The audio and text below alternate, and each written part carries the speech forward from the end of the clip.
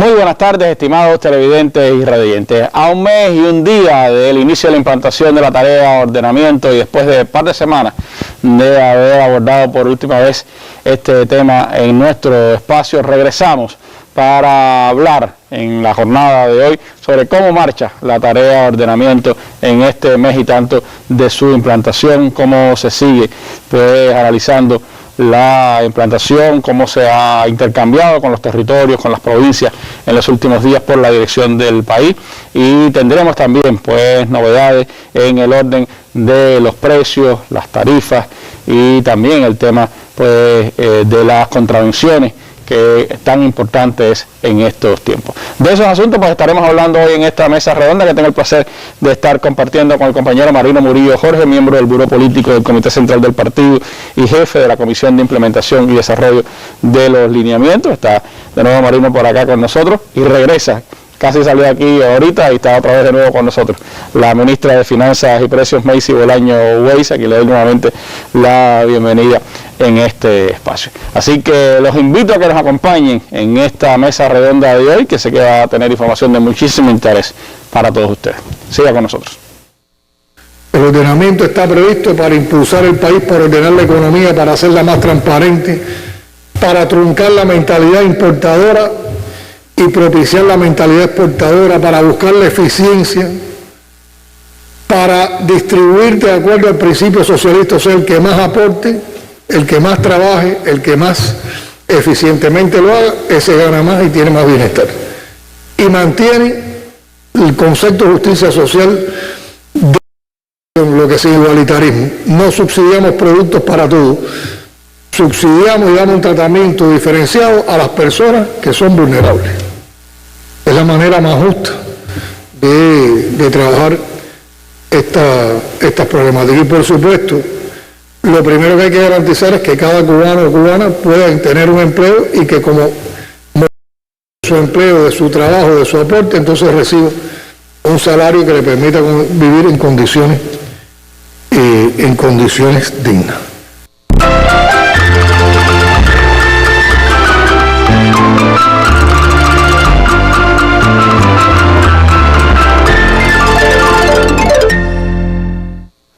Bueno, excelente resumen de los propósitos y los objetivos de la tarea de ordenamiento que hacía nuestro presidente Miguel Díaz-Canel Bermúdez días pasados en la provincia de Cienfuegos. Con ella iniciamos esta mirada a la tarea de ordenamiento a un mes y 10 días de su implantación. Me gustaría, Marino, tener una apreciación suya de en qué momento estamos, cómo se sigue trabajando en las adecuaciones necesarias a toda esta tarea. ¿Qué impresión recibió la dirección del gobierno del intercambio con los territorios que fue en cada una de las provincias del país?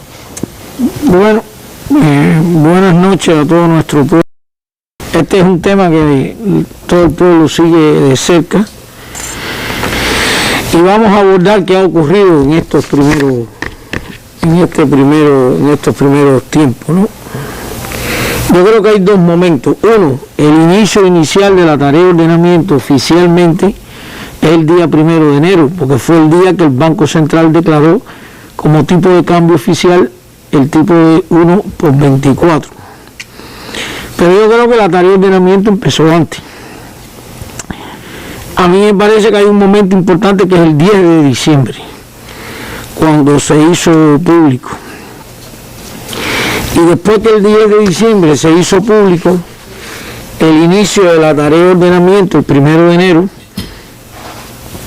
6 horas después ya estaban puestas en la Gaceta Digital las más de 100 normas jurídicas que respaldaban la tarea de ordenamiento, incluyendo un decreto de ley sombrilla, porque pudiera haber aparecido una norma jurídica que entrara en contradicción con la tarea de ordenamiento, y por eso se hizo un decreto de ley. En el primer momento que se pusieron las normas jurídicas en la Gaceta Oficial, empezaron las opiniones de la población, porque hasta ese momento se había explicado qué cosa era la tarea de ordenamiento, pero evidentemente las personas no tenían la percepción del efecto que iba a tener en ellos la tarea de ordenamiento. Entonces, a mí me parece Randy, que hay un momento muy importante para nosotros, que es el 10 de diciembre, ya a partir de que las personas empezaron a leer las normas jurídicas, empezaron a llegar opiniones. Nosotros respetuosamente estudiamos todas las opiniones de todo el mundo. Vino después la Asamblea Nacional, donde también se discutió este tema,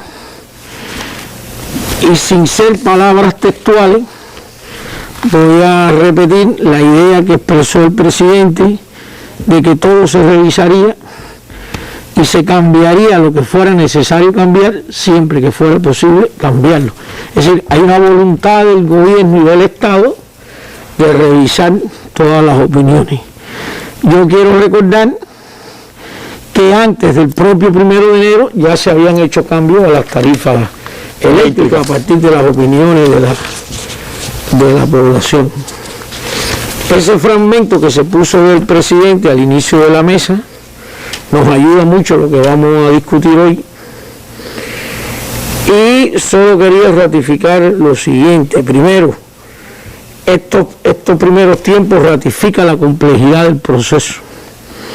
Es muy transversal, tiene que ver con toda la sociedad.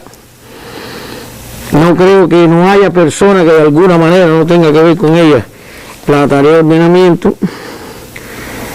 Y como dije, es un proceso extremadamente complejo, y solo recordar que habíamos hablado de 4 cosas. Había que eliminar el CUC, había que poner un solo tipo de cambio, había que quitar subsidios y algunas gratuidades que fueron las menos, y había que transformar los ingresos, que incluía salarios, jubilaciones y la asistencia social. Yo siempre digo que solo una reforma salarial es un problema muy complejo. Bueno, de hecho estaba viendo las estadísticas, el PDF del tema salario, prestaciones y jubilaciones en Cubadate tuvo más de 600.000 visitas aquel 11 de diciembre. En aquel momento, ¿no? Entonces, de esa reforma salarial tengo que decir algunos elementos que aquí hemos dicho en la mesa redonda, pero me parece que es importante volverlo a repetir para ir llegando a determinados entendimientos. El cálculo que se había hecho de la reforma salarial inicialmente estaba en el orden de 160.000 millones de pesos de fondo de salario, en un punto de partida de 34.000. A ver, déjame decirlo bien. El fondo de salario en Cuba era 28.300 millones de pesos.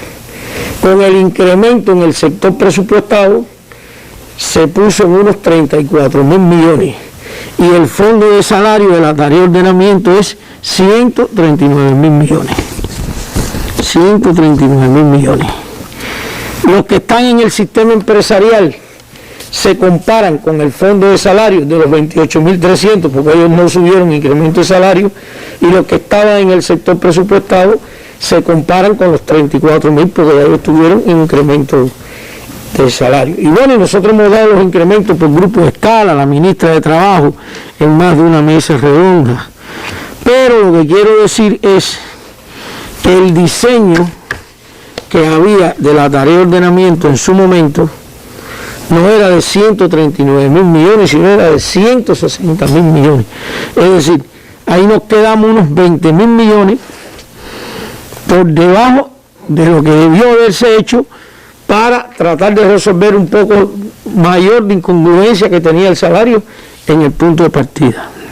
Y eso tiene que ver con los ajustes macroeconómicos, eso tiene que ver con los equilibrios macroeconómicos, porque la economía tiene leyes.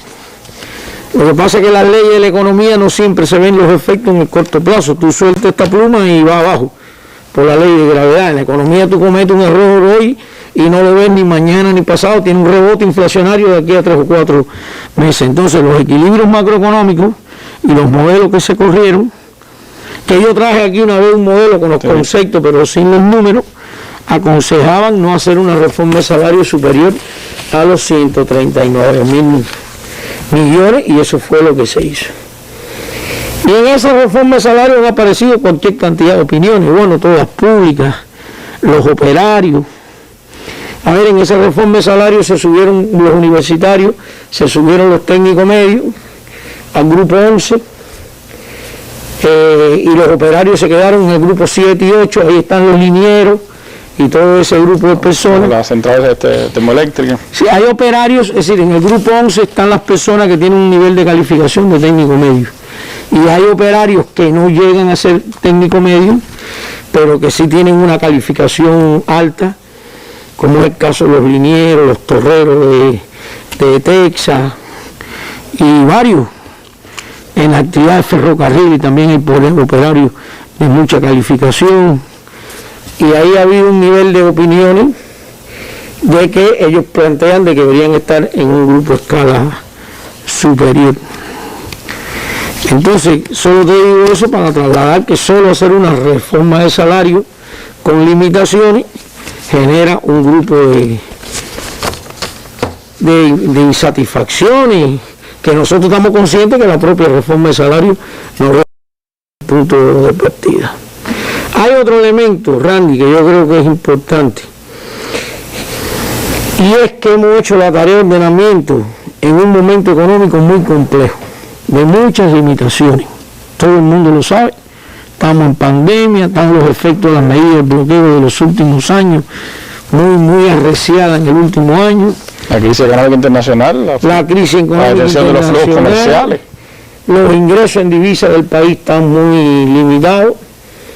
Y entonces cuando tú le dices a las personas, es verdad, tú caíste en un grupo de escala relativamente bajo, pero tú estás en el sistema empresarial, todavía en el sistema empresarial te quedan dos cosas adicionales, un sistema de pago de destajo y una distribución de utilidades, y hay personas que te dicen, sí, pero prácticamente no puedo poner los trabajadores de destajo porque no tengo materia prima para que trabajen, y también las utilidades a fin de año van a ser limitadas.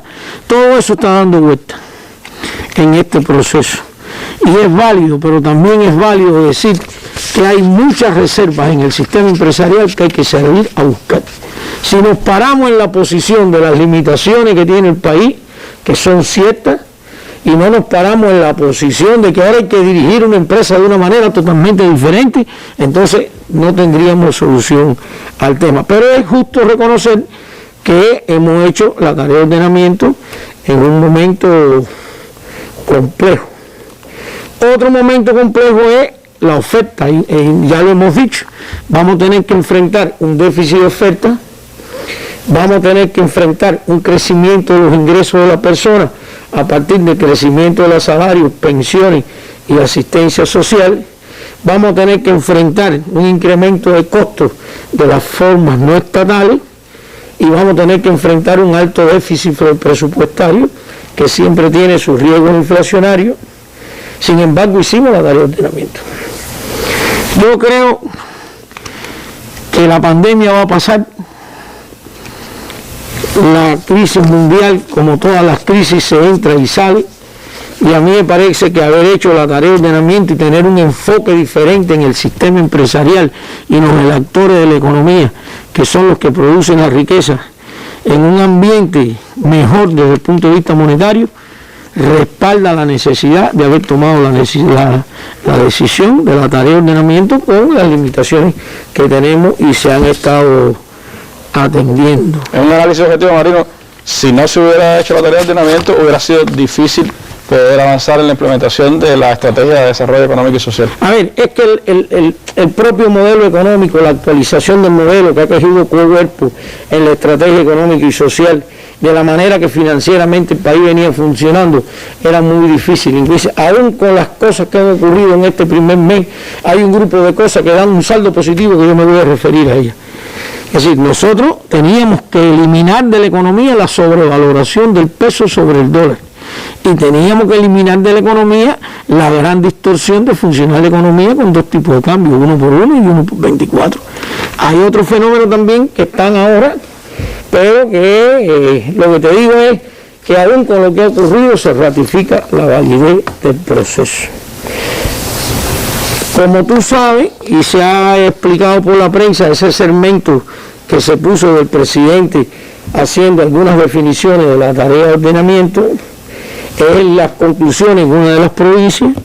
Para nosotros ha sido extremadamente importante la visita por las provincias, oír a las personas, escuchar a los empresarios en un escenario real de aplicación de las cosas, porque siempre las personas tienen vivencias que me parece que son extremadamente importantes. Yo después en algún momento voy a poner algunos ejemplos.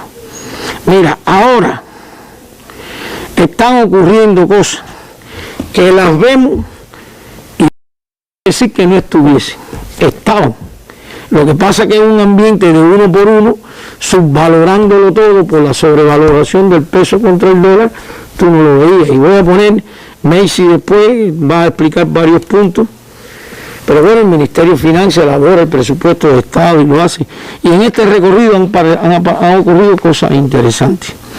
En una provincia, alguien dijo, me subieron las tarifas de transportación, que ha sido una de las cosas más complejas que hemos tenido que enfrentar. Pero no es una tarifa de transportación que tiene efecto en la población. Es una empresa que transportaba a los maestros de un municipio a otro, en un ómnibus.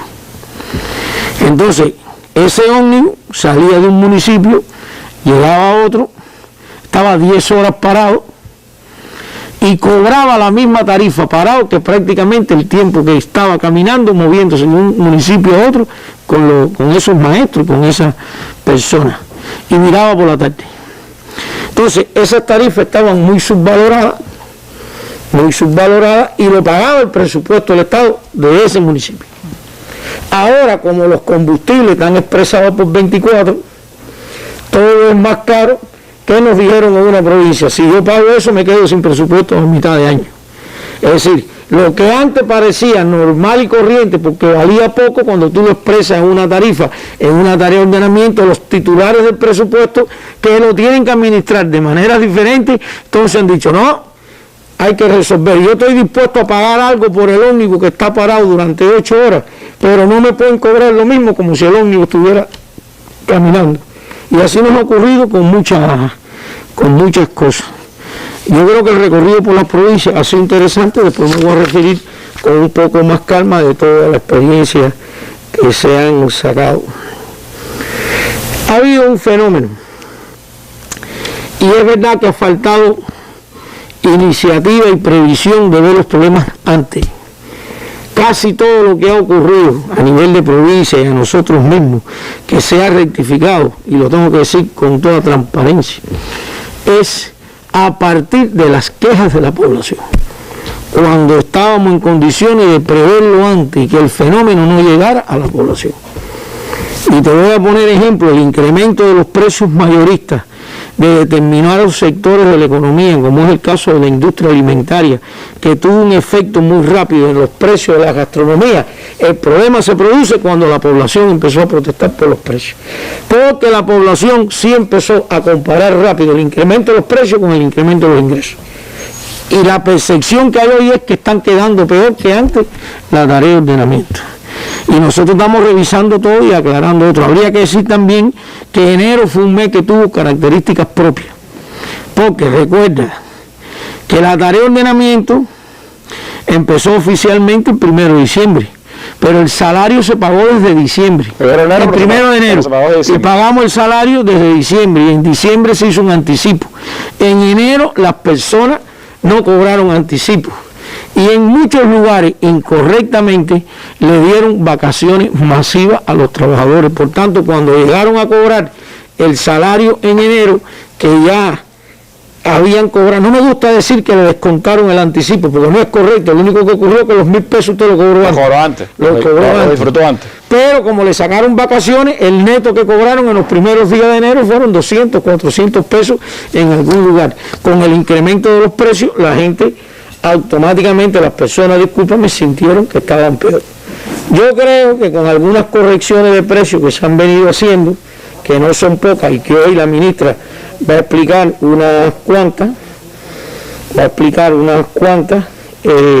febrero ya debe ir cambiando un poco la percepción de las personas. Hay lugares donde las explicaciones a los trabajadores no han sido buenas, también hay que decirlo. Porque si bien te dije que hay empresas que están en una situación económica compleja, hay otras que no lo son. Incluso de grupos empresariales muy vinculados a la exportación, que ya hemos dicho que los exportadores salían mejor porque todo el ingreso se le multiplicaba por 24, también ha habido disgusto de los trabajadores por la escala salarial. Entonces, hay una organización empresarial que tiene las características propias de ser una empresa que podía pagar el salario escala, pagar un sistema de estajo y distribuir utilidades porque eran exportadores. Esa explicación no se dio bien y entonces la opinión de los trabajadores es que la nueva escala prácticamente no le resolvían los problemas. Y me quiero referir entonces a un tema que el presidente en ese fragmento que se puso lo decía: el enfoque social y justo de la Revolución Cubana en la tarea de ordenamiento no se pierde. Lo que pasa es que tenemos que actuar de otra manera. Y ahí también han ocurrido algunas cosas. No es lo mismo, Randy, subsidiar productos que subsidiar personas. Y yo vuelvo a insistir, Macy puede tener por ahí los datos. El subsidio al consumo sigue estando en el orden de 1 millón de pesos. No es que nosotros le quitamos el subsidio a todos los productos. Y no le quitamos el subsidio a todos los productos porque estamos conscientes que la sociedad y las instituciones no estaban preparadas para hacer un análisis de toda la familia, en un periodo corto de tiempo y decir: tú necesitas ayuda y tú no necesitas ayuda. Esa decisión, que yo creo que fue correcta, nos llevó a mantener más de 18.000 millones de subsidios a la electricidad, que ya dijimos que la reducción de la tarifa, si los costos por los precios del petróleo en el mercado mundial subían, nos podía costar unos 5.000 millones más de subsidios. Se mantuvo subsidiado todo lo que tiene que ver la alimentación con los niños, los grupos etarios, porque tú te imaginas en 5 días decir: tu niño que tiene menos de 7 años, a ti te toca leche subsidiada, a él no le toca, a ti te toca. Entonces todo eso se quedó igual. Sin embargo, determinados tramos de la población, grupos poblacionales que se le quitaron los subsidios, como es el caso de los llamados sistemas de alimentación a la familia, que en mi opinión nos han dado más trabajo que el necesario, porque quiero decir que el presupuesto tiene previsto 2 grandes partidas. El presupuesto tiene previsto unos 18.000 millones para atender empresas que tengan problemas económicos durante el primer año de la tarea de ordenamiento, pero que no es el subsidio clásico de periodos anteriores. Y el presupuesto tiene otros 700 millones para atender las personas vulnerables. Nosotros en el sistema de atención a la familia hoy hay 76.000 personas. No todos son vulnerables. No todos económicamente son vulnerables. Porque también de la vulnerabilidad con el incremento de los ingresos, un grupo de grupos familiares salieron. Entonces nosotros hemos estado en estas reuniones provinciales con los gobiernos territoriales, que son además los que tienen la facultad porque se delegó a ese nivel, y yo aplaudo lo que se ha hecho en tablas de 7 pesos, de 8 pesos, pero siempre les digo, hay que terminar de hacer un análisis económico y social de cada una de las personas que va al sistema de atención a la familia, y aunque tú pongas un tablet de 7 pesos, si hay que ayudarlo económicamente, se le ayuda. Y la asistencia social puede pagar el 50% del valor de ese tablet. Y en eso ha habido enredos de operacionales, de cómo hacerlo.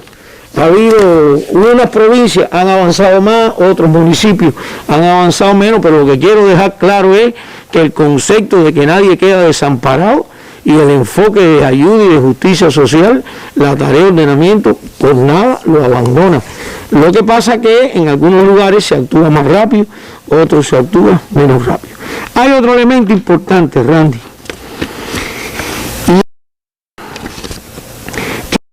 Proceso de descentralización de precios mayoristas, importante.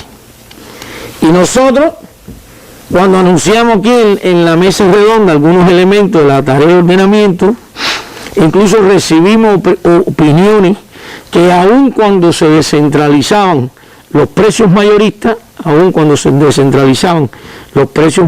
le habíamos puesto límites. Este precio mayorista tú lo formas hasta este límite. Y recibimos opiniones del mundo de la academia, de algunos economistas que nos llamaron, comentaron, conversamos cosas y nos decían, es que se da facultad de formación de precios, pero se pone límite. Ese criterio estaba ya desde diciembre cuando vimos las explicaciones, y nosotros siempre decíamos, es que es importante poner determinados límites, porque un crecimiento de la inflación mayorista siempre va a tener un reflejo muy rápido en los crecimientos de los precios minoristas. ¿Qué ocurrió?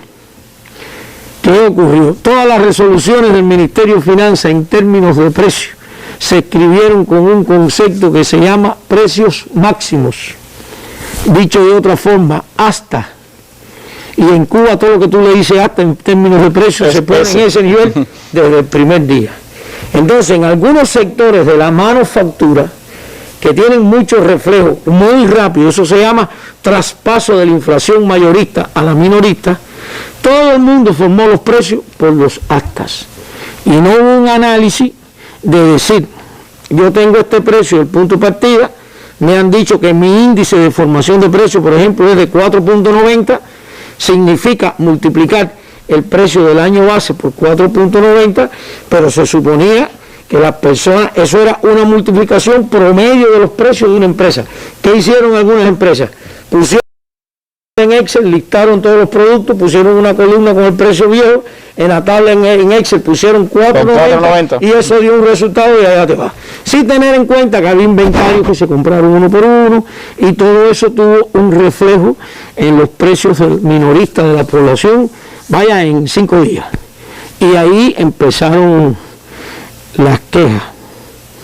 Todo eso se ha estado revisando, se ha estado reduciendo, ha habido cosas de diseño que hemos tenido que cambiar, que son las menos, y ha habido otras cosas que han ocurrido desviaciones del diseño hecho por interpretaciones, por falta de capacitación, por falta de profundidad, y también, para ser honesto, porque es un proceso complejo. Imagínate tú en 5 días hacer todos los precios de Cuba. De eso también hay muchos criterios de la población, porque nosotros estudiamos todas las opiniones y respetuosamente las atendemos todas. Y hay quien ha dicho, tantos años estudiando para ahora en tan poco tiempo tener que cambiar tantas cosas. Yo creo también que hay que pensar que hacer una transformación tan profunda de quitar una moneda, poner un tipo de cambio nuevo, formar todos los precios, cambiar salarios, quitar subsidios, eliminar gratuidades. Nosotros no hubiéramos querido que hubiera salido nada de lo que hemos tenido que rectificar. Vaya, la aspiración esa que hubiera salido, perfecto. Pero van ocurriendo cosas, hay características propias de cada territorio y se han estado revisando. Y pues son muchos los actores que participan también. Muchos actores, toda la sociedad, y solo quiero decir lo siguiente. Siempre nosotros dijimos que la tarea de ordenamiento era un ajuste. Lo que pasa es que no era un ajuste a las leyes salvajes del mercado, ni un ajuste a las leyes del capitalismo brutal. Pero una devaluación siempre lleva a un ajuste. Ya están los efectos del ajuste. El efecto del ajuste, el efecto de eliminar subsidios, ha tenido un rebote muy positivo en personas buscando empleo. Más de 40.000 personas en los primeros días salieron a buscar empleo. Ahora tenemos otra disyuntiva. Hay personas que tuvo efecto de un empleo y te dice que no está de acuerdo con ese empleo. Bueno, eso es válido, es lícito. Y lo otro que sí es que se ha dicho mucho es que nosotros tenemos que entender los vulnerables, pero lo que más lo mejor no puede ocurrir es que una persona económicamente activa, apta para trabajar, para que no se convierta en vulnerable, lo primero que hace falta es brindarle una posibilidad de trabajar para que tenga ingresos. Yo creo que la tarea de ordenamiento en este primer tiempo ha dado determinados elementos que ratifican la necesidad de hacerla. Primero, hemos visto distorsiones en la economía que en un ambiente de uno por uno no estaban. Segundo, la reforma de salario, y lo vuelvo a decir, aunque no lo resolvió todo, sí resolvió un grupo de cosas, porque había cosas que las personas tenían como pagos adicionales, sistema de pago por rendimiento, pago en CUC, que ahora todo eso está incorporado en la escala. Y para no robarle el tiempo a Messi, que le hace falta bastante, que va a explicar varias cosas, solo te quiero decir que hay un grupo de cosas que se han venido estudiando, se le han propuesto al gobierno que revisa esto diariamente en la persona del presidente, además de la reunión en provincia. Ya hay un grupo de decisiones que se han ido tomando, que Macy va a explicar algunas, y lo otro que te quería decir es que hay otro grupo que están en proceso. La semana que viene seguro vamos a venir por aquí a traer, porque nos va quedando pendiente para que los campesinos nos escuchen, el precio del acopio del arroz, el precio del acopio de la leche, el acarreo y el enfriamiento del litro de leche. Nos va quedando algunas preocupaciones de salario en algunos sectores. Con la agricultura tenemos como 6 temas. Hay quien dice que el precio que se le puso a la fruta centralizado es muy alto y que quieren que sean más bajitos, y la ministra de Finanzas ha dicho, pero si ese alto es hasta, contraten por debajo de ese, pero lo que tenemos metido en la cabeza es que si la resolución dice, por ilustrar, 4.000 pesos, se contrata por 4. Son cosas que en el tiempo tendremos que cambiar. Entonces los productores han dicho, los precios de la fruta están un poco altos, el del boniato está bajito, el de la malanga también está bajito. Entonces imagínate tú un gobierno centralmente definiendo el precio de la calabaza. Estamos haciendo una propuesta, porque también tengo que decir que de los productos agropecuarios se quedaron centralizados 30 productos. De ellos como 7 tienen que ver con el tabaco. Uno es la caña, que es para la industria azucarera. Y puro de la agricultura nos quedaron como 22. El resto se descentralizó a nivel de grupos empresariales conciliado con los gobiernos en provincia. Y esos han dado menos trabajo que los que dejamos centralizados. Entonces, si eso hay abajo, porque además tú dices, yo le voy a poner precio a la calabaza centralmente. Bueno, y si en Manzanillo le quieren poner un precio a la calabaza, o hay más productores, o baje menos, o en Pinal del Río otro. La experiencia también nos ha dado que aún cuando no existía toda la experiencia para que esas estructuras funcionaran, en muchos casos las cosas han salido bien. Es decir, los precios descentralizados de los productos agropecuarios han salido mejor que lo que pusimos centralmente, y por eso los estamos revisando. Entonces, el día, Marino, que se ha recogido ya más del 50% de los CUC que estaban en circulación. Hay un elemento que me alegra que tú me preguntes. Hay un elemento que tú, porque fíjate, nosotros tenemos diseñado para la tarea de ordenamiento en el entorno de 43 indicadores macroeconómicos. Relación deuda pública PIB, porque esas cosas hay que tener en cuenta. Y hay un grupo de los indicadores que eran las expectativas de la población. ¿Qué expectativa tiene la población?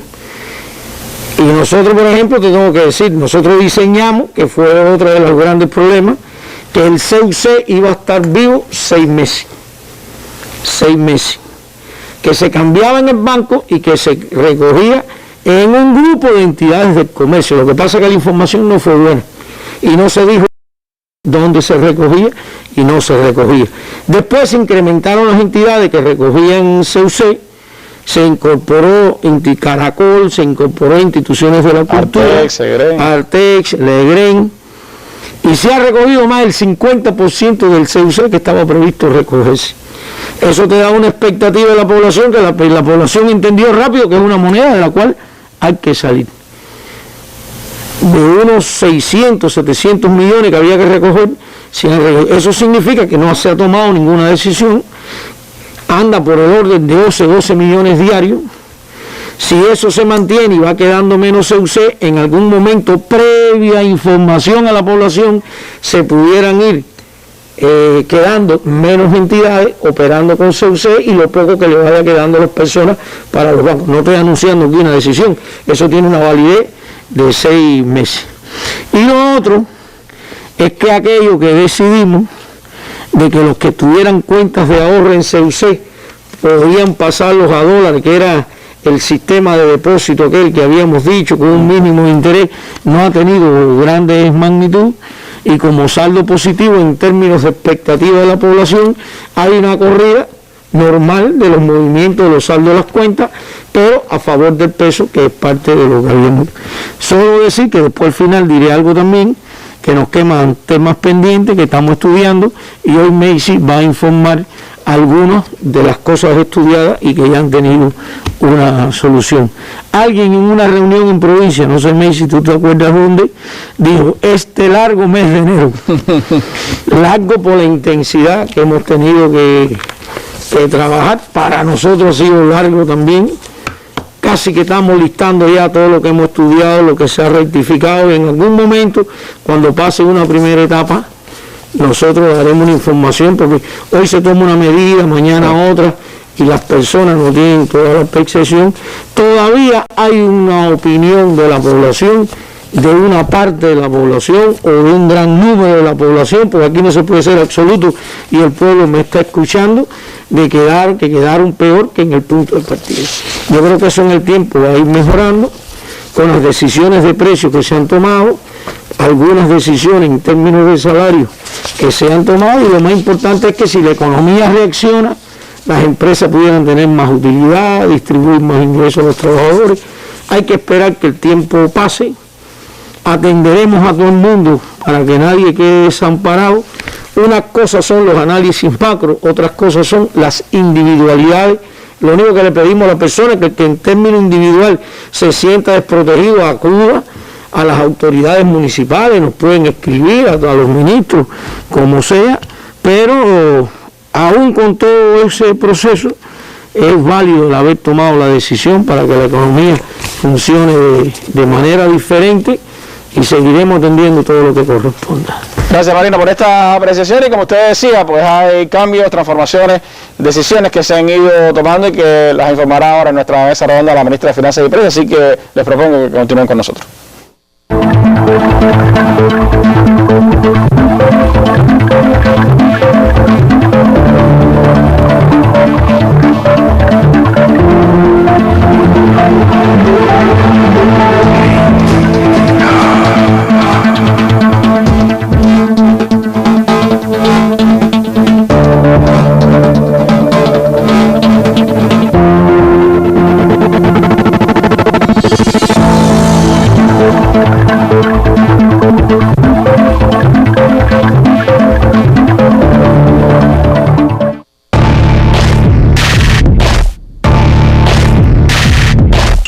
Un espacio para el análisis de los más importantes acontecimientos de Cuba y el resto del mundo.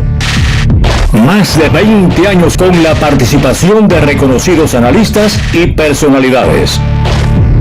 Mesa Redonda, más allá de la noticia.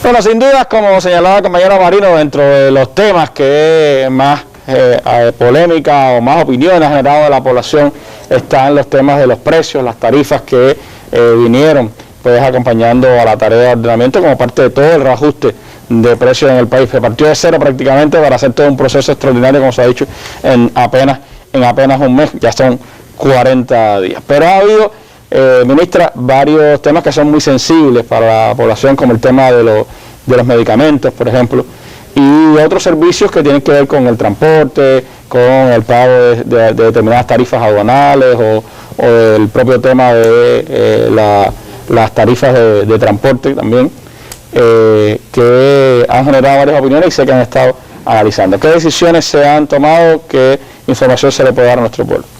Sí, buenas noches, Randy, buenas noches, reiterada, compañero Marino Murillo, y para los televidentes y radio oyentes. Bueno, para nosotros siempre es un placer estar acá en la mesa redonda, no solo informándole a la población, sino también argumentando. Yo creo que también el avance en la tarea de ordenamiento y en las transformaciones tan profundas y de amplio alcance que en la economía lleva la aplicación de esta tarea, lleva también que cada uno de nosotros, y sobre todo cada una de las administraciones, de las entidades, de las empresas, de los establecimientos, donde quiera que esté una administración, un consejo de dirección, es necesario también pues argumentar y explicar a los trabajadores, explicarle a la población,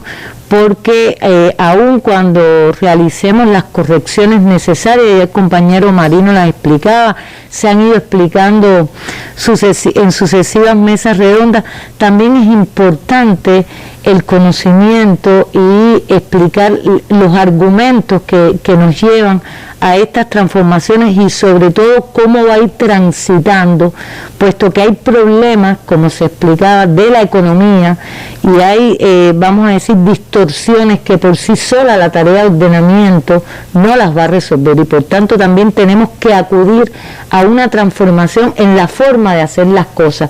Pero como siempre decimos, no solo a nivel macro, como explicaba Marino, sino también desde los centros productivos y de servicios. Por eso es un ajuste, y todo ajuste también conlleva una transformación.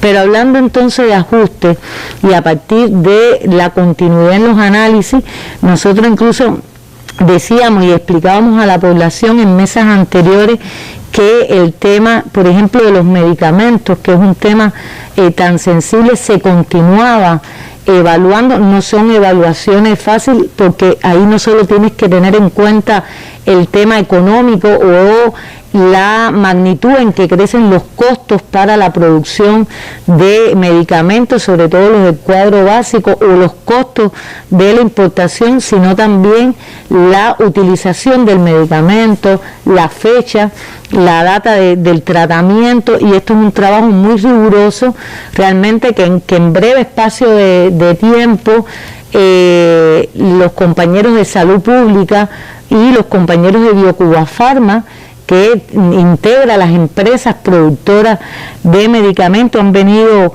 haciendo en función del principio de que siempre podemos seguir revisando, pues como conoce, ha sido uno de los criterios que la población más ha dado. Nosotros en mesas anteriores explicábamos, incluso con los compañeros del Ministerio de Salud Pública, determinados ajustes, y en la última ocasión explicamos la rebaja y adecuación de 23 medicamentos aproximadamente, algunos porque ya no se iban a importar, y al no importarse y empezar su producción o dar continuidad a la producción en el país, pues se salían a la venta en menores precios, y 11 sobre todo que expresamente se les rebajaron los precios. Bueno, a partir de un análisis, escuchando también los criterios médicos y sobre todo la data, dígase la fecha del tratamiento, que si bien no son tratamientos para enfermedades crónicas o de toda la vida, sí cuando la persona se enferma, pues tiene que consumir determinados medicamentos que pueden ser de 3 semanas, de 4 semanas, de 6 semanas, se hizo una revisión que dio lugar a que 37 medicamentos, y voy a recordar algo aquí, que estaban en el anexo 3, el anexo 3, nosotros le llamamos de la resolución 345, que listaba los precios minoristas de los medicamentos, son aquellos medicamentos que tuvieron un impacto en el incremento de los precios porque se les trasladó el incremento de los costos. Recuerden que el país continúa, como explicaba el compañero Marino Murillo, subsidiando aproximadamente en términos de medicamentos y de su venta minorista más de 2.000 millones de pesos, porque todos los medicamentos que son controlados y sus complementarios se siguen vendiendo al precio anterior. Entonces, en esta nueva evaluación le debemos explicar a la población que hay 37 medicamentos que pasan a categorizarse como medicamentos complementarios y por tanto van a adoptar su precio anterior a la fecha de la tarea ordenamiento. Y esto también tenemos que explicar que lleva entonces un subsidio adicional, porque estamos hablando de que si esos medicamentos pasan de un precio inicialmente que no es incorrecto, es el que tiene realmente ahora lo que le cuesta al país, lo que la población, una vez que nosotros entonces le hacemos el ajuste a los precios, pues ese precio o esos costos los asume el presupuesto estatal, y exactamente, y estaríamos hablando de 33 millones de pesos que adicional a los más de 2.000 millones de pesos pues se están contando. Dentro de estos 37 medicamentos, por ejemplo, te pongo el ejemplo del ácido acetilsalicílico, que tenía un precio, la llamada aspirina, de 500 miligramos, pero fíjate que estábamos hablando de 500 tabletas que tenían un precio de 71.50, pues adoptan ahora,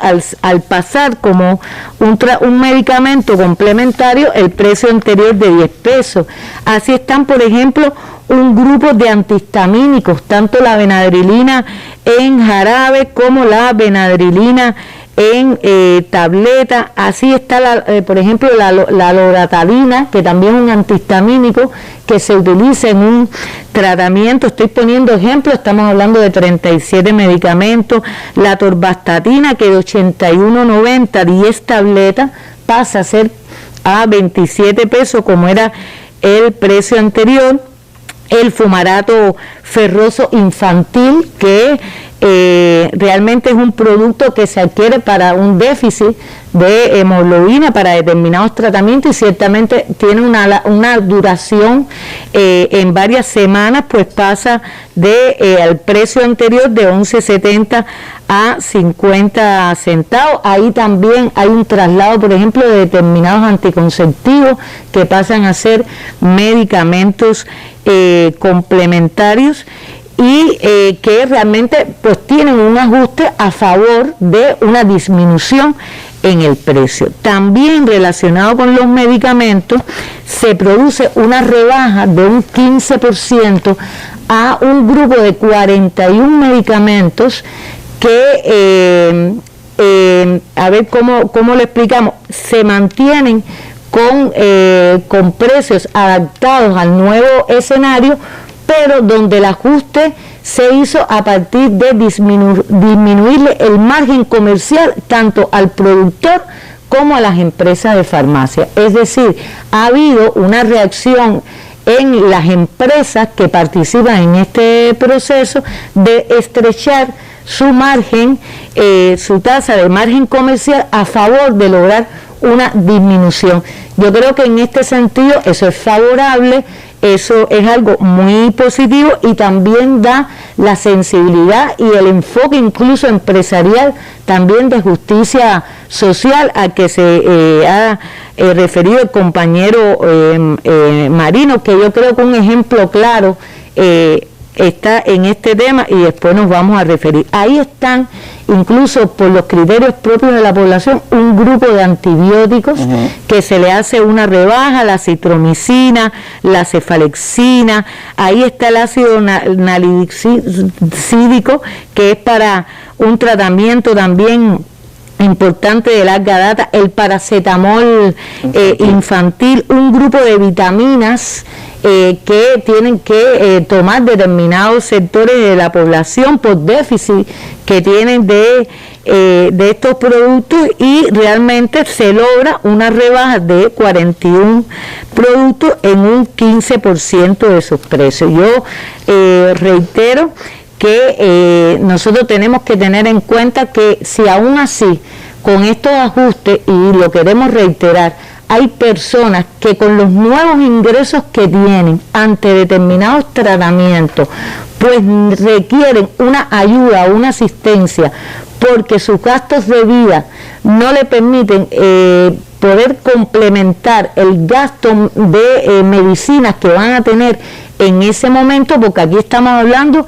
y reitero, que se le subieron los precios solo a los medicamentos que se ponen para tratamiento específico. Los medicamentos de enfermedades crónicas y de muy larga duración se mantuvieron como los anteriores. Y entonces, si aún así hay personas que no les alcanza, como se ha explicado aquí, hay que acudir al procedimiento de la asistencia social. Y por último me voy a referir a 4 medicamentos importante también, incluso en tratamientos que que utilizan también personas ya de la tercera edad, como es el tema del medicamento el Tuavin, que es un complejo vitamínico que realmente su producción o su importación hizo que se elevaran los costos. Se le están haciendo una rebaja importante de prácticamente más de un 50% en estos casos, y por tanto esa diferencia que vemos puesta en pantalla la financia el presupuesto estatal, y por tanto son medicamentos que ni son controlados ni son complementarios, pero que el país ha decidido hacer una rebaja por la sensibilidad que tienen en su tratamiento. Ahí, por ejemplo, estamos hablando del factor de transferencia. Es un medicamento que cuando se sale de determinadas enfermedades se le indica a las personas para su también recuperación. La inmunoglobulina, que de 142 pesos pasa a 60 pesos. El cloruro de sodio hipertónico, que de 200 pesos pasa a 85 pesos. Como vemos, estamos hablando de una rebaja que, si bien no adoptan el precio que tenían anteriormente, pues realmente es un ajuste a favor de los precios minoristas de los medicamentos, y eso tiene un costo aproximadamente en estos cuatro productos de 14 millones de pesos. Estamos hablando de 47 millones entre los dos decisiones, ¿no? Exactamente. O sea, se añaden al presupuesto que se añaden a los subsidios que llevan aún los medicamentos y la venta de los medicamentos en el país. Contando además, nosotros ratificamos que todos los medicamentos que son de uso hospitalario, pues como parte de un sistema de salud pública gratuito, inclusivo y universal, pues no se cobran los tratamientos y los medicamentos de uso hospitalario. Eso es en el caso de los medicamentos.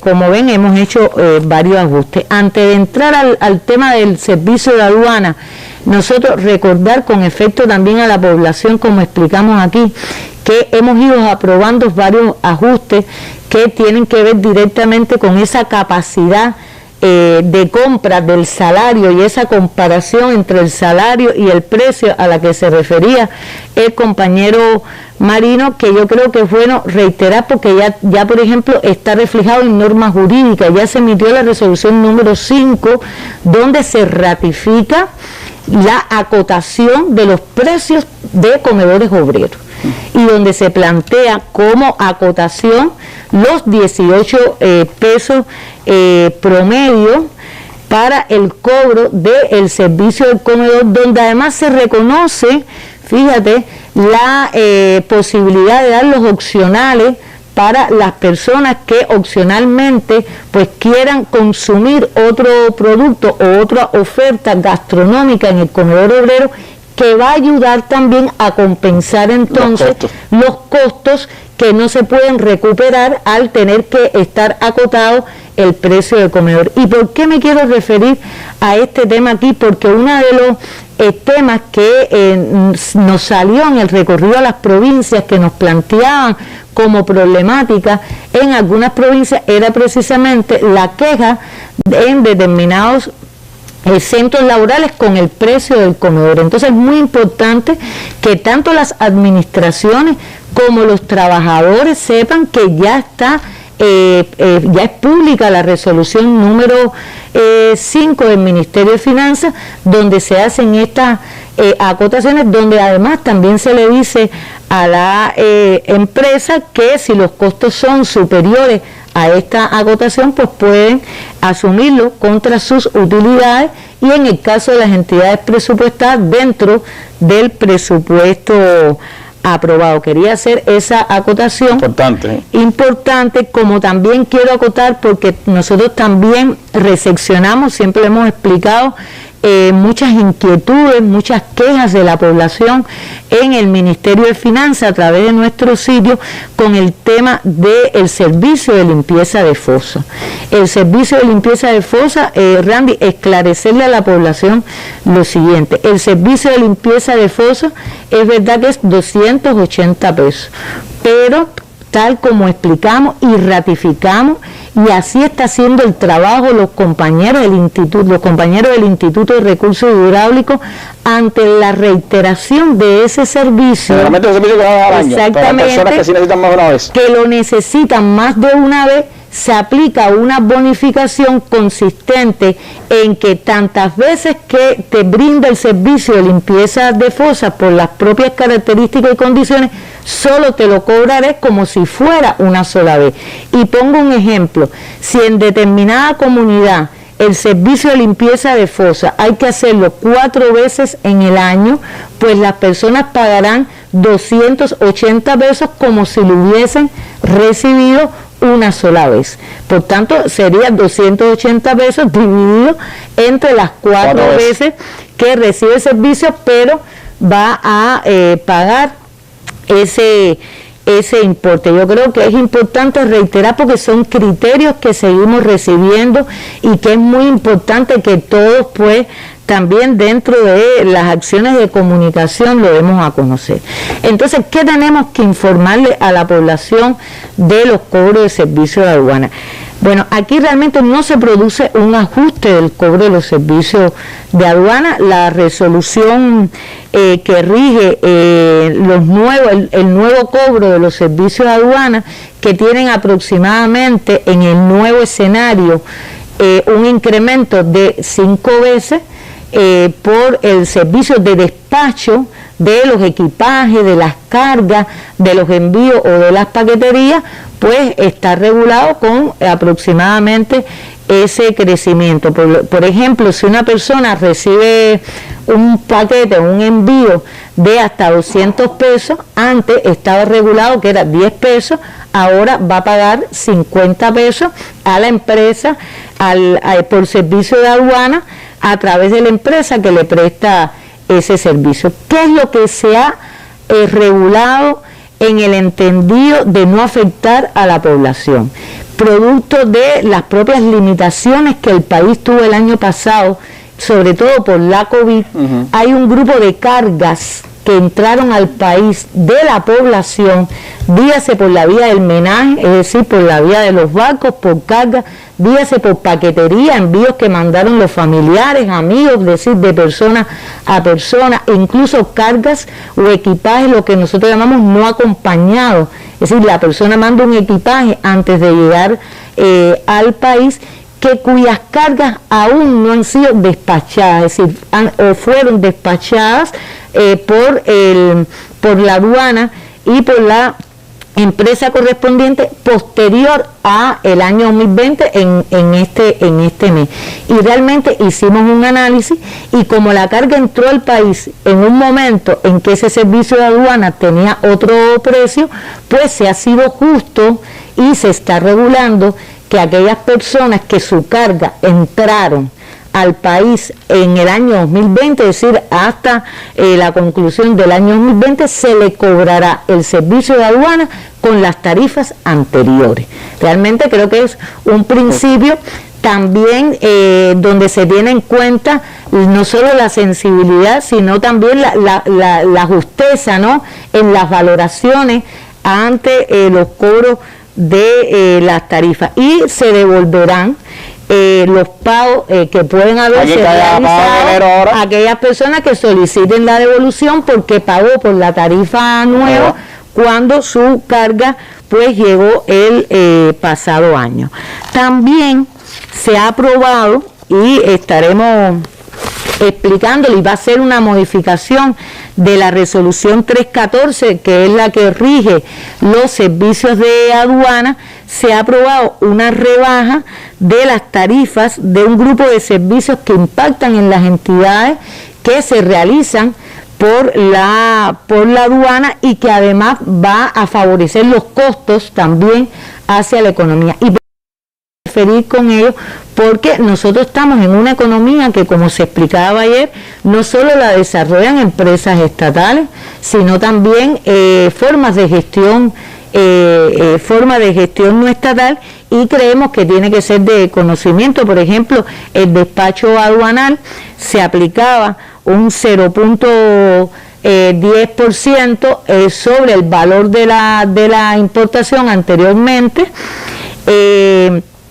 Ahora con el ordenamiento se incrementaron esos costos y se está haciendo una rebaja, por ejemplo, de 0,30 a 0,10 sobre el valor total de la importación. Todo eso también favorece la formación de costos en los niveles de crecimiento. Bueno, antes de entrar en el tema del transporte, le podemos hacer un breve alto y regresamos para seguir hablando de esos temas. Nos quisieron cortar el aire y respiramos. Nos cercaron como nunca y el corazón abrimos. Intentamos y nos engrandecieron. Quebrantaron todo puente y aún así se forjaron.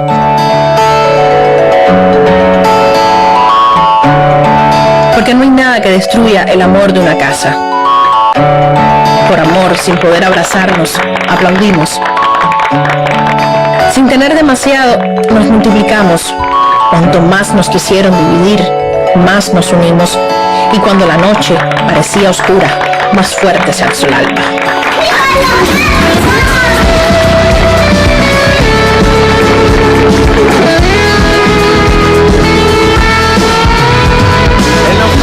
Se parece al capitán, el poeta se parece a su cantar, la rueda los caminos, la vela la oscuridad, haz que se parezca aquí la tempestad, haz que se parezca aquí, parezca aquí.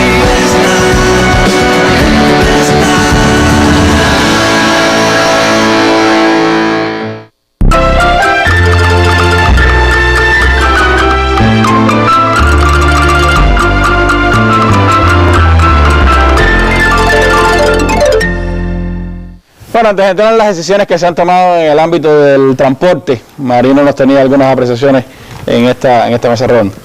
Bueno, algunos comentarios breves. La ministra aquí ha explicado 5 temas: medicamentos, comedores obreros, FOSA, servicio de aduana a la población y servicio de aduana al sistema empresarial. Yo quería ratificar lo que ella dijo, solo en el entendido que todo esto tiene vínculo con el presupuesto del Estado de manera directa o de manera indirecta. Los 47 medicamentos que se subsidian porque se rebajan los precios tienen que ver con el presupuesto del Estado, que son los 33 millones que se dejaron. Aquí no podemos olvidarnos de algo. Recordar que todo el componente importado se multiplica por 24. Esos medicamentos salieron caros porque tenían un componente importado alto. Al tú multiplicar por 24, eso es el precio. No es porque las empresas tuvieran grandes utilidades. Esos 33 millones tienen que ver con el presupuesto del Estado. Hay 41 medicamentos que no van contra el presupuesto, pero que van con los márgenes de las empresas. Esas son empresas que tendrán menos utilidades, pagan menos impuestos y menos rendimiento de la inversión al Estado. Y hay otros 4 medicamentos que ellos solos también se bajan los precios, tienen un efecto de 14 millones. Yo siempre sigo insistiendo en 30.000 millones de subsidios, de ellos unos 18.000 millones para la electricidad, y esto ahora va incrementando los niveles de subsidio, que como dijo la ministra son más de 2.000 millones, pero siempre recordar los 30.000 millones, porque poquito a poquito vamos subiendo. En el caso de los comedores, que era un diseño, porque se dijo que las kilocalorías que se comían fuera del hogar, había en cada canasta 18 pesos y nadie debió cobrar más de 18 pesos. El presidente ha criticado eso con mucha fuerza, porque hay que tener un poco de análisis, ¿no? Decir, el comedor este sale en 60 pesos, hay que tener sensibilidad.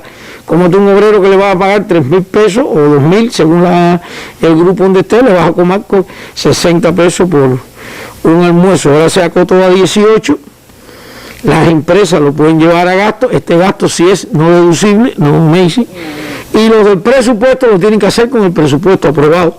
Nadie puede pedir incremento porque pagó un almuerzo por 50 pesos y solo puede poner 18. En el caso de la FOSA, me voy a detener ahí y termino. Es una cosa bien interesante. Porque el servicio de fosa fue a 280 pesos. Y va a 280 pesos porque el costo más grande del servicio de la fosa es el camión por los combustibles. Por los combustibles. Eso como norma, no me da una explicación de eso, que no la domino mucho incluso. Hay fosas que se limpian una vez al año, una cada 4 años, una cada 7 años. Pero hay fosas, porque nosotros todos le ponemos nombre, que se le dicen fosas reiterativas, que se limpian hasta 9 meses en el año. Entonces, si te limpian 9 meses la fosa y te cobran 280 pesos, evidentemente hay una afectación. Lo interesante de eso es que se conoce en Cuba lo anormal es limpiar una fosa 9 meses en el año. Cuando una fosa se limpia 9 meses en el año porque tiene problemas de derrumbe de las paredes, no sé qué, se llena y se limpia. Y yo creo que aquí se ha buscado una solución muy inteligente, porque la propia empresa tiene que estar interesada en arreglar la fosa. Tiene que estar interesada en arreglar la fosa. No debe estar interesada en cobrarle el presupuesto las 9 veces. Y esto sí va por una bonificación que no da el presupuesto, da la empresa. Para que la empresa esté interesada en resolver el problema y no necesariamente en cobrar. Yo creo que el ejemplo de la fosa quizás no sea un buen ejemplo por lo que se trata, ¿no?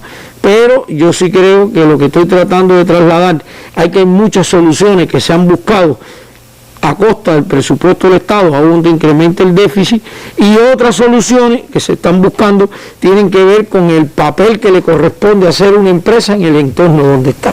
Y este es uno de los casos. Habrá que irlo diseñando todo, por lo menos en un primer año, y cuando pasemos esta etapa, entonces las cosas cogerán su ritmo un poco normal. Al hacer el análisis. Bueno, hay temas, gracias Marina, hay temas... un momentico, sí. Ahí solo incluso precisar que tomar estas decisiones también nos llevan a muchas tareas y ajustes continuos, porque como explicaba el compañero Marino y hemos explicado aquí en esta mesa, nosotros, es decir, el presupuesto tiene un déficit de más de 86.700 millones de pesos. Y es finito. Y es finito. Y además eso genera una deuda pública que hay que pagar, que hay que amortizar en el tiempo. Y yo creo que aquí lo más importante es que cada vez que tomamos decisiones como esta, que van a ser respaldadas por el presupuesto, lleva a que el presupuesto en sí mismo, que hoy está desagregado en todo el país a nivel de base, sí, a nivel de entidad, de sector, de municipio, de provincia, pues tenga que hacerse reajuste. Y entonces ahí vienen los estudios de esas prioridades, porque tenemos que entonces al propio tiempo tener la capacidad de decir dónde me voy a reajustar para entonces reacomodar, y ese principio de redistribución moverlo y solo dejar una variación del déficit presupuestario, porque también tenemos que cuidar esos equilibrios macroeconómicos donde realmente las circunstancias ya sí nos lleven a eso. Por tanto, estamos hablando que eso implica también un reajuste de todos los administradores, de todos los ejecutores de presupuesto, con un principio de racionalidad, y donde por supuesto el presupuesto y se aprueba así, prevén determinadas reservas para ese tema, pero que realmente tenemos también que preservar para otras coyunturas, para cuestiones que no se puedan prever. Quería hacer esa puntualización, porque siempre los análisis son realmente integrales y proyecciones de alcance, y como decimos, tenemos que ir buscando, porque ahorita, por ejemplo, el compañero Marino decía, hay una reserva, hay 700 millones para la asistencia, hay 700 millones, yo diría más para los nuevos vulnerables, para esas personas que como efecto del ordenamiento entonces se identifiquen que necesiten ayuda monetaria, y como aquí hemos explicado muchas veces, el país está también yendo precisamente a retirar esos subsidios para subsidiar a las personas, para que las personas entonces que necesiten la ayuda puedan recibirla y hacer frente a sus gastos de vida, más necesarios y perentorios. Pero también hay un presupuesto de la asistencia social de miles de millones. Es decir, estamos hablando de 700 millones que son más adicionales y por tanto, cada vez que hablamos de estas cosas, ahí está el enfoque social, ahí está el ejemplo también evidente de que ni el ordenamiento ni ninguna otra transformación en nuestro país va a ser con terapias de shock y mucho menos dejando a ninguna persona desamparada. Quería hacer esta precisión porque nos parece que es importante. Bueno, vamos a transporte, ministra. Hay dos temas que creo que son importantes de los que se han venido analizando. El tema de las tasas de peaje, sobre todo Varadero, que hay mucho tráfico por ahí, por esa zona, y hay cierta inconformidad algunas de los transportistas, y también el tema del precio mayorista de combustibles para algunas entidades específicas, ¿no? Sí, bueno, primero importante explicar que la tasa de peaje es un tributo, es decir, no es ni una tarifa ni un precio. Y en la ley del sistema tributario, como uno de los tributos, se establecen las tasas. Y no son impuestos precisamente porque como tasa al fin, las personas la aportan, la pagan para recibir una contraprestación, incluso una prestación al más corto plazo. Ya aquí precisamente la tasa de peaje, que tiene además en su recaudación ese destino específico, es porque estás transitando por una carretera, por una vía que tiene y cumple determinados los requisitos de vialidad y por supuesto se necesitan recursos para ese sostenimiento. Y entonces como tasa al fin, pues se regula su aporte mientras o cada vez que transite por esas vías que están sujetas a ese tributo. Hoy, a partir de las transformaciones en algunos tributos con el ordenamiento, esa tasa es de 20 pesos, porque, por supuesto, como es para el mantenimiento, el sostenimiento de las vías, se incrementan los costos que llevan ese sostenimiento y mantenimiento en las condiciones óptimas. Y por otra parte, se elimina la dualidad también en las monedas y en la diferenciación que había en el pago de esa tasa, y todos los vehículos que pasen por esas zonas pues pagarán un importe uniforme único por esa tasa que está establecido en 20 pesos. Pero nosotros, atendiendo incluso a un análisis que realizó el gobierno de Matanzas, pues ampliamos que el análisis de las bonificaciones que ya estaban establecidas desde la ley tributaria, porque por ejemplo los pobladores, las personas que se trasladaban en vehículos de Boca de Camarioca y los pobladores de La Conchita estaban bonificados desde la ley tributaria y se mantienen bonificados cuando pasan por este tramo de la autopista de Varadero. Pero se ha aprobado ampliar esa bonificación a los conductores de vehículos, es decir, a los pobladores que sean conductores de vehículos que residan en la zona de Santa Marta y en el propio Varadero, en ocasión de cada vez que pasen por el tramo de la autopista a Varadero, con la bonificación del 70%.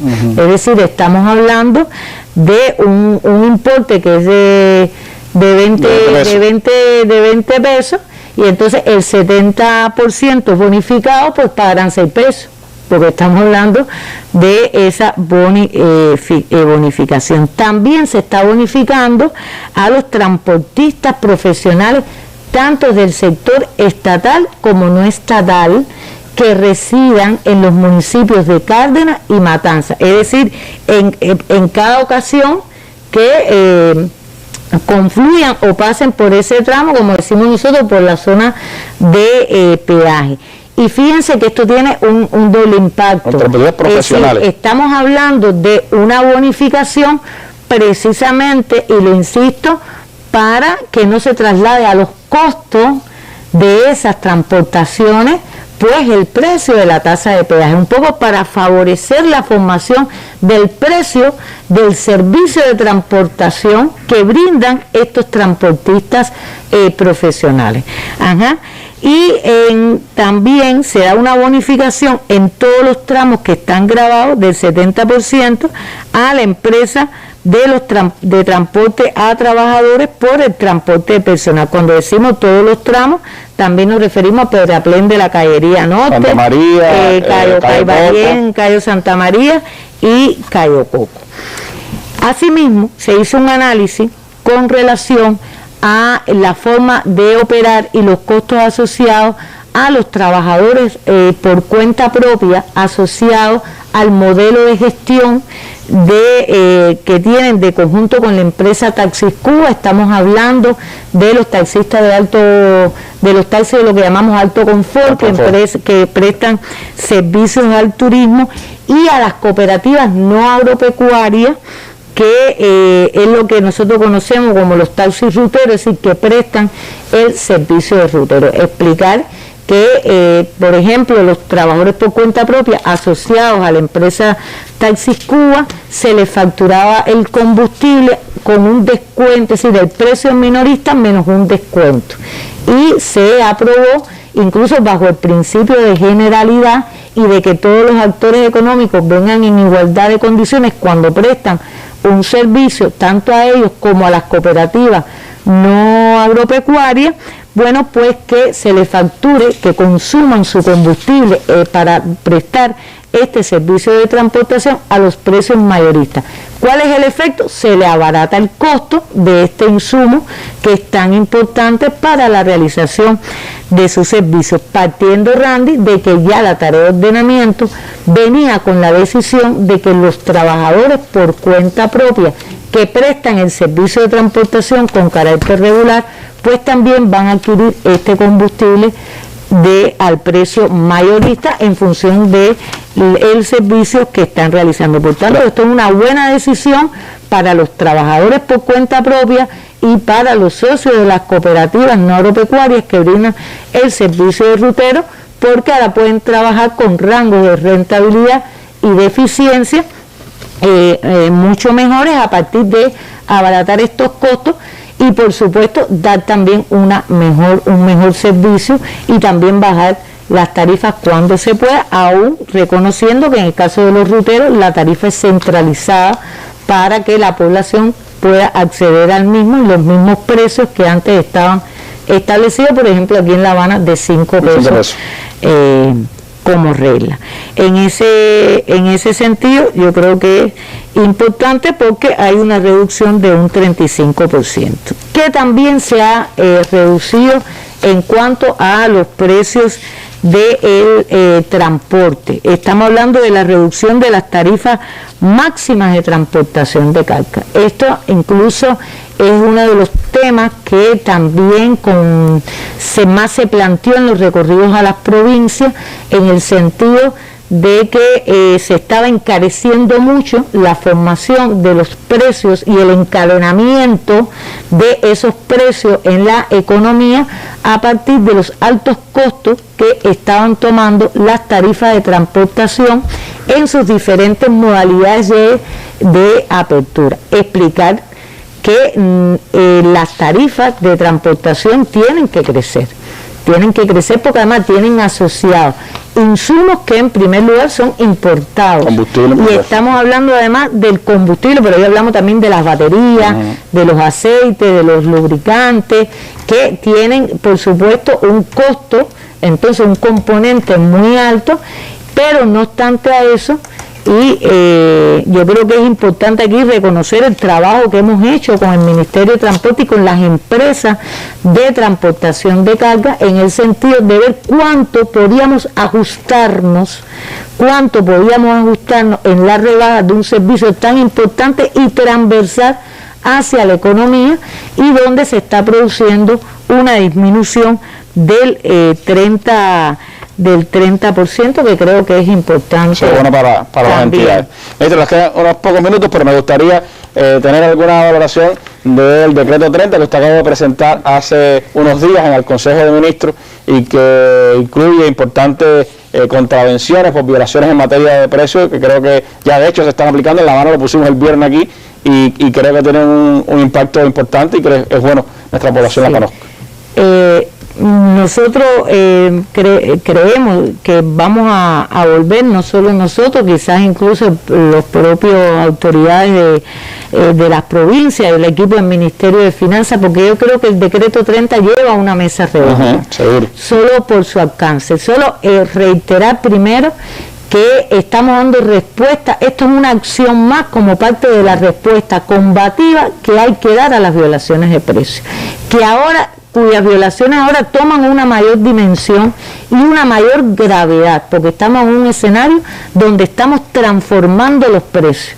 Y entonces, si en esa transformación vamos a admitir que personas de manera pía, por decirlo de algún modo, ¿no?, pues incrementen los precios para seguir sosteniendo sus niveles de utilidad a costa de este incremento de precios o de violentar todos los atributos asociados a la relación calidad-precio, pues entonces se ha incrementado el rigor en las sanciones aplicadas. Por tanto, su objetivo es fortalecer ese enfrentamiento y además de enfrentarlo, pues sancionarlo con el rigor que lleva, y por eso las multas se han incrementado entre 2.500 y 15.000 pesos. Y en el decreto se reconoce la llamada contravención contra la que se está haciendo un enfrentamiento, que es la de los precios abusivos y especulativos.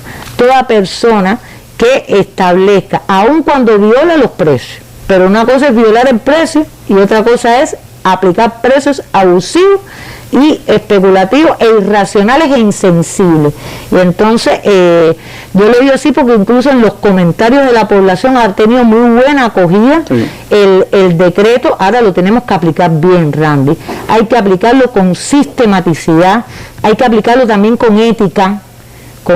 Las autoridades facultadas para aplicar este decreto, que están también contenidas en el mismo, tienen que realmente ser objetivos, tienen que ser imparciales, porque además la persona tiene derecho a establecer su recurso de apelación, tiene un término de 30 días para también pagar esa multa antes que se duplique, pero si no la pagan vamos a ir directo a esa denuncia penal, porque usted ha incurrido en una desobediencia ante el incumplimiento de una sanción derivada de una contravención.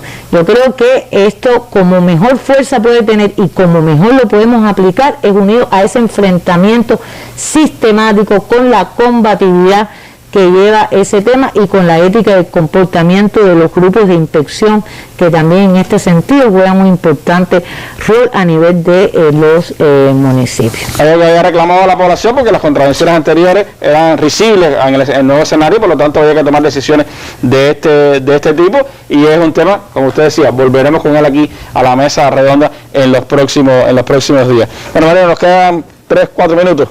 Y me gustaría sus apreciaciones parciales o finales de lo que hemos estado hablando, y por supuesto que tendremos nuevos espacios con este tema. Bueno, voy a consumir menos del tiempo que tú dices. Yo creo que la ministra ha explicado 9 temas hoy aquí en esta mesa. Yo creo que los 9 temas explicados por la ministra, incluyendo lo del decreto ley, que es extremadamente importante, porque como dije, tenemos déficit de oferta, y no se puede dejar que la inflación cabalgue por sí sola. Habrá que enfrentarla administrativamente, aun cuando se usen otros mecanismos indirectos de control de inflación que se conocen cómo hacerlo. Me parece que es extremadamente importante el decreto que se hace referencia. Como te dije, hay varios temas que se siguen estudiando, y ratifico las palabras del presidente, palabras más, palabras menos. Lo revisaremos todo, se cambiará todo lo que haya que cambiar y pueda ser cambiado, y él también dijo en una de las provincias eso mismo, cambiaremos todo lo que se pueda cambiar y haya que cambiar sin limitar la esencia de la tarea de ordenamiento. Yo creo que es válido revisarlo todo, rectificarlo todo, pero hay un eje central de eficiencia ante el trabajo, de más eficiencia del sistema empresarial, que eso sí no lo podemos limitar. Que esté todo el mundo tranquilo, que nadie va a quedar desamparado. Macy decía, estamos bajando los precios de los medicamentos y si alguien aún queda en una condición vulnerable, se atiende monetariamente. Y bueno, seguimos revisándolo todo, como te dije, hay varios temas en proceso y según se vayan aprobando y tomando las decisiones, nos veremos en otras mesas redondas. Muchas gracias. Gracias, Marino. Gracias, Macy, por haber compartido con nosotros esta tarde en la mesa redonda. Importante información y estaremos, por supuesto, llevando de la mano, acompañados, por un lado la tarea de ordenamiento, por el otro la implementación de la estrategia de desarrollo económico y social del país. Ayer hablábamos del trabajo por cuenta propia, ya están disponibles en Cuba Debate y en el sitio web del Ministerio del Trabajo las 124